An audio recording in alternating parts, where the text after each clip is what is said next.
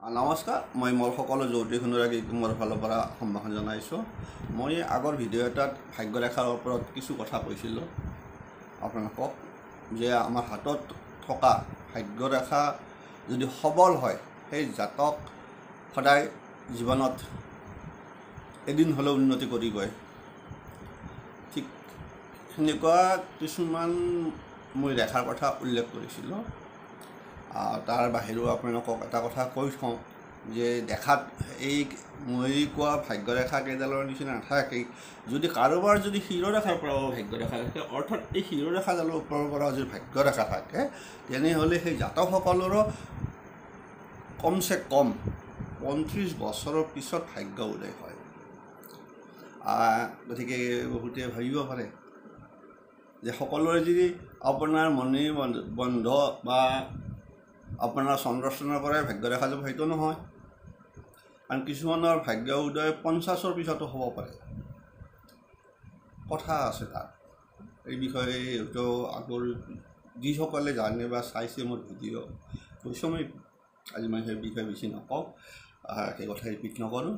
মই যিহেতু আগৰ ভিডিঅ'ত প্ৰায় কৈ দিছোঁ আপোনালোকৰ স্থানৰ বিষয়ে কিছু কথা কৈছোঁ, গতিকে আজি মই নেক্সট এটা কথা ক'ম যে ভাগ্যৰেখাৰ পৰা যদি কোনো শাখা ৰেখা,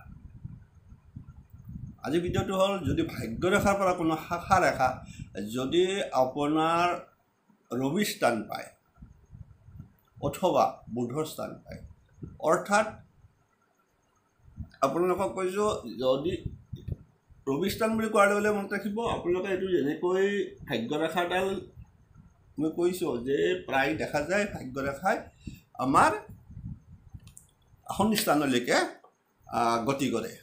গতিকে কিন্তু কেতিয়াবা দেখা যায় যে কিছুমান মানুহৰ ভাগ্যৰেখাৰ এই ভাগ্যৰেখাডালৰ পৰা শাখা ৰেখা, ভাগ্যৰেখাৰ পৰা উঠি পেলাই এইটো আপোনাৰ অনামিকা আঙুলিৰ তলৰখিনি এইখিনি কোৱা হয় আপোনাৰ ৰবি স্থান। গতিকে ৰবিৰ ক্ষেত্ৰত যায় অথবা যদি এনেকৈ গৈ ফালে ইয়াত আপোনাৰ বুধৰ স্থান পায়, কথা আছে তাতে। সেই জাতকসকলৰ জীৱনত বিশেষকৈ যিসকলৰ ৰবিৰ ক্ষেত্ৰ পায় সেইসকল জাতক চৰকাৰী চাকৰিৰ জৰিয়তে বিশেষ ক্ষতি লাভ কৰে।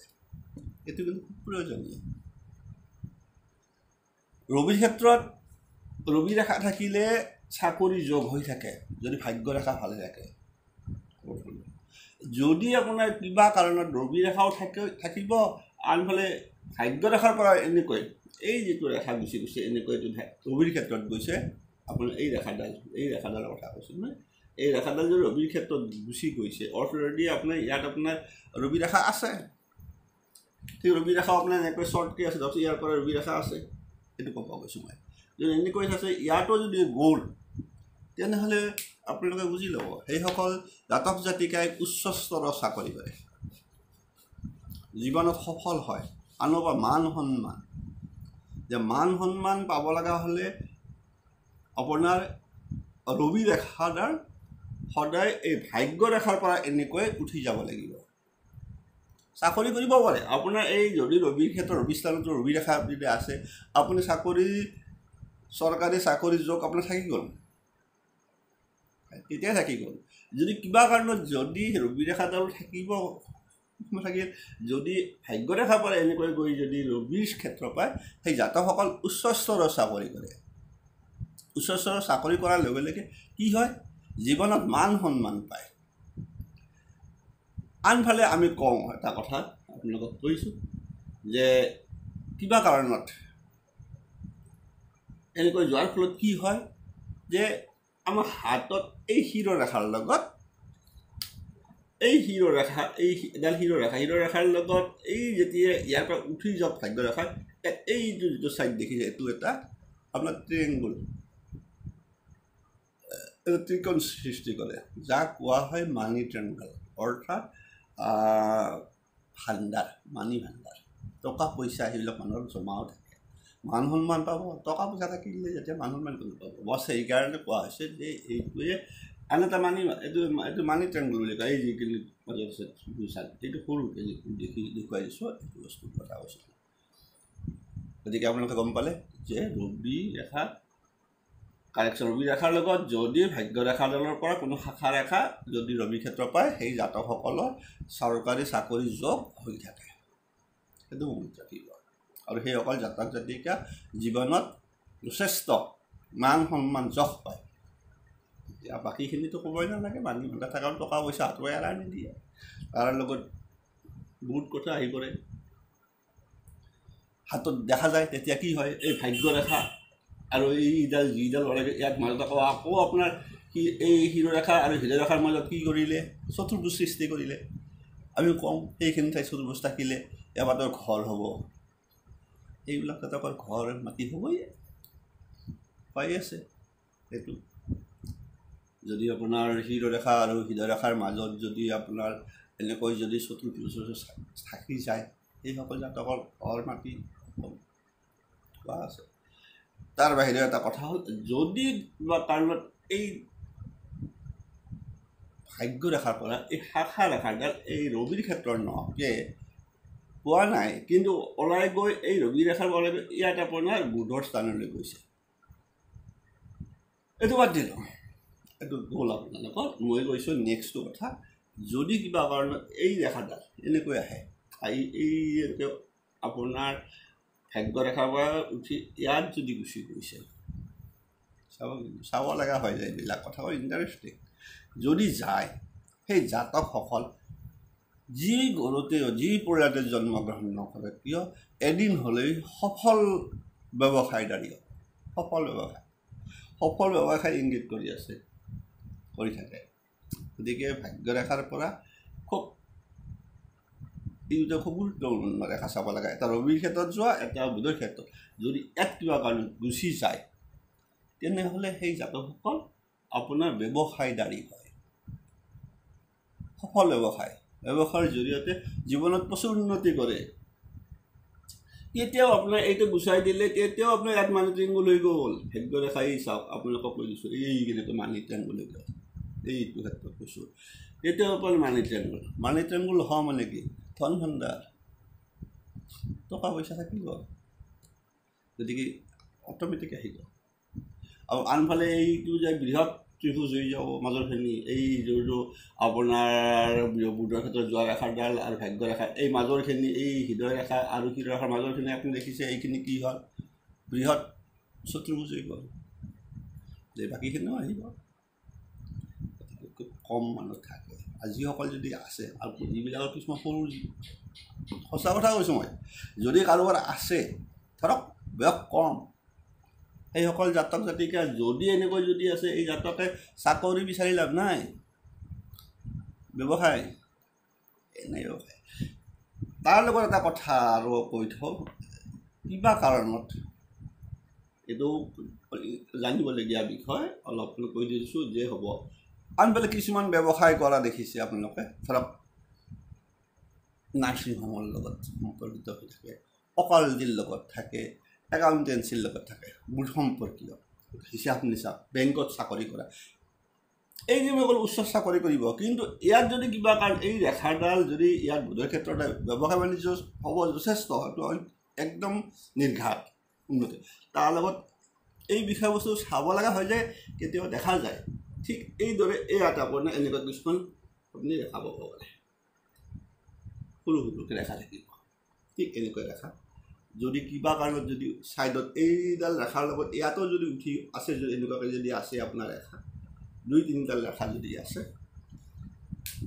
তেতিয়াহ'লে আপুনি হয় অকালতিৰ জৰিয়তে জীৱনত সফল হ'ব মানে বেংকৰ চাকৰিয়াল বেংকৰ চাকৰি কিন্তু ইয়াৰ লগত জড়িত হৈ আছে এই ৰবি ৰেখা এনেকৈ ভাগ্য ৰেখাৰ পৰা উঠি যোৱা ৰেখাৰ লগত আখৰ এই যিটো ঊৰ্ধ্বমুখী ৰেখা হৃদয় ৰেখাৰ ঊৰ্ধ্বমুখী ৰেখা বা ৰবিৰ ক্ষেত্ৰৰ পৰা গৈ বুধৰ ফালে গুচি গৈছে ঠিক এনেকৈ বুধৰ ফালে গুচি গৈছে ছাইডৰ ফালে এই আঙুলিটোৰ এই মাছ ভাগৰ পৰা দেখি গুচি গৈছে তেনেহ'লে সেই জাতকসকল হয় আপোনাৰ বেংকত চাকৰি কৰিব তাতো আছে নহ'লে অকালতি কৰিব নহয় সেই জাতক নাৰ্ছিং হোম খুলিব ৰিলেটেড বহুত কথা আহি পৰে।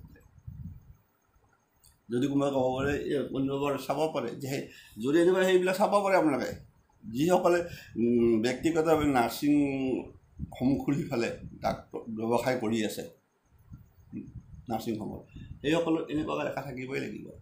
যিসকল ওকালতি কৰি আছে সেইসকলৰ এনেকুৱাকৈ আছে। আৰু যদি এডালৰ লগত আপোনাৰ সম্পৰ্কিত হৈ আছে সফল ওকালতি সফল হ'ব, সেইবিলাক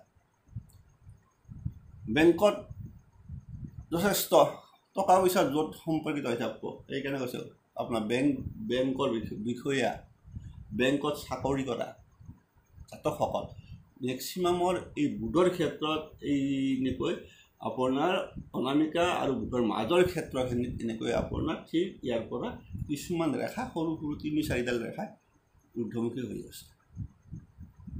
এইবিলাক বেংকত চাকৰি সূচায়, আনফালে মেডিকেলৰ নাৰ্ছিং হোমৰ মেডিকেল ছাইডতো সূচায়।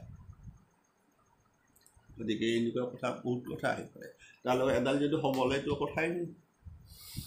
এৰিছোঁ, হয়তো আপোনালোকক এই কথাটো কিছু কৈ থৈ দিলোঁ আৰু নিশ্চয় চাই ল'ব নিজে। যদি আপোনালোকৰ যদি কিবা কাৰণত যদি এই ভাগ্য ৰেখাডালৰ পৰা যদি কোনো শাখা ৰেখা গৈ পেলাই যদি ইয়াত অনামিকা চাইন হৈছে, ৰবিৰ ক্ষেত্ৰ হৈছে, তেনেহ'লে আপোনালোকে চাকৰিৰ কাৰণে জোৰ চিন্তা কৰিব নালাগে, এদিন হ'লেও হ'ব চেষ্টা কৰিলে। কাৰণ মানুহজন আপোনাৰ জীৱন আহিছে, লৈ আহিছে। যদি বুধৰ ক্ষেত্ৰত যায়, যিহেতু বুধে কাৰক গ্ৰহ, ব্যৱসায় বাণিজ্যৰ লগত সম্পৰ্কিত, তেতিয়াহ'লে আপোনালোকে ব্যৱসায় জড়িত হ'ব। যদি আপোনাৰ ছাইডত দেখি এইডাল থাকিও ছাইডত দেখি এনেকুৱাকৈ যদি ঊৰ্ধ্বমুখী ৰেখা আপোনাৰ অনামিকা আৰু মানে কনিষ্ঠ আঙুলিৰ মাজৰ এনেকৈ ৰেখা ঊৰ্ধ্বমুখী ৰেখা ৩-৪ডাল থাকে, সেইডালটো কৈছোঁ সেইসকল বেংকত চাকৰি কৰিব, ওকালতিত সফল হ'ব, সেইসকল নাৰ্ছিং হোমৰ জৰিয়তে প্ৰভুত্ব উন্নতি কৰিব। আৰু সেইকাৰণে এতিয়া ৰেখাডাল কি হয় যে এইখিনি ৰেখা কেনেকুৱা হৈ থাকে আপুনি লক্ষ্য কৰিলে বহলটো ইয়াত চব এডাল এই দৌডালেৰে মাজত এই ঠাইখিনি লক্ষ্য কৰিলে কিমান বহল এটা চতুৰ্ভুজ সৃষ্টি হৈ আছে। গতিকে ক'বই নালাগে, সফলতাৰ আন এটা মান। সেইকাৰণে ভাগ্য ৰেখাৰ পৰা বহু কথা গম পোৱা যায়। এৰিলোঁ, চাই ল'ব আপোনালোকে। আজিলৈকে ইমানে, পিছত হয়তো আৰু কিছু কথা কেতিয়াবা আৰু ক'ম। এতিয়া মই ভাগ্য ৰেখা কৈছোঁ, আৰু বেলেগ ৰেখাৰ কথা ক'ম। মই কৈছোঁ যে কেইদিনমান মই হস্তৰেখাৰ ওপৰত কিছু বিচাৰ আগবঢ়াম। আজিকালি ইমানে, সকলোৰে মংগল হওক। যিসকলে নতুনকৈ চাই আছে সেইসকলে ছাবস্ক্ৰাইব কৰিব চেনেলটো, পাই যাব। নাভাবিব যে চেনেলটো বন্ধ কৰি থৈ মই বহি থাকিম। মোৰো কিছু কেতিয়াবা হয় আৰু মাজে সময়ে। গতিকে আপোনালোকে পৰা যিখিনি সহায় সহযোগিতা পাই থাকিম বুলি আশা কৰিলোঁ। আৰু শিকি লওক, নিজে শিকক, নিজে কিছু জানক। মই বাৰে বাৰে কৈছোঁ, কাক আপোনালোকক মানে হালত ধৰিব লাগে, বৰ কিছু নাই। নিজেও কিছু বিষয়বস্তু জনাটো ভাল, তেতিয়া মানসিক সাহস পায় যে আজি নহয় কালি হ'ব। এই বস্তুটো আপোনালোকৰ ইয়াতে আছে উত্তৰটো লুকাই। আজি হোৱা নাই, কালি হ'ব। কি ক'ব বিচাৰিছোঁ আপোনালোকে গম পাইছে। এই ভাগ্য ৰেখাৰ লগত যদি এনেকুৱাকৈ থাকে, এই ৰবিৰ ক্ষেত্ৰত যদি ৰেখা থাকে, আজি হোৱা নাই কালি চাকৰি হ'ব, আপোনাৰ আজি সফল হোৱা নাই ব্যৱসায়, কিন্তু আপোনাৰ সময় আহি যাব তেতিয়া দেখিব যদি এনেকুৱাকৈ যদি সৰু সৰু যদি ঊৰ্ধ্বমুখী ৰেখা থাকে, এনেকৈ যদি ইয়াৰ পৰা যদি ব্যৱসায় এইটো আপোনাক কৈছোঁ বিজনেছ লাইন বুধৰ ক্ষেত্ৰত গৈ থাকে, তাৰ পৰা ছাইডৰ ফালে যদি সৰু ৰেখা থাকে, আপুনি সফল হ'বই ব্যৱসায়। আপুনি যদি ওকালতি কৰি আছে, আপুনি ওকালতি হ'লেও এদিন সফল হ'ব। আপুনি নাৰ্ছিং হোম খুলি থৈ দিছে, নাৰ্ছিং হোমত দেখিব এদিন হ'লেও আপুনি সফল হ'বই। তাৰ জৰিয়তে আপুনি যথেষ্ট ধন, তাৰ লগত আপোনাৰ এইটো মানি ট্ৰেংগুল সৃষ্টি হ'ব। ইয়াত বৃহস্পতিৰ সৃষ্টি হৈ থাকিব। মানিটো নামে মানি ট্ৰেংগুল লৈছে, দেখা দেখে এতিয়া বুধৰ ক্ষেত্ৰত যাব কিমান বেছি বহল হৈ গ'ল। তাৰমানে অগাধ সম্পত্তিৰ মালিক হ'ব সেইসকলে, ক'ব নোৱাৰাকৈ। এৰিছোঁ, আজিলৈ ইমানে। সকলোৰে মংগল।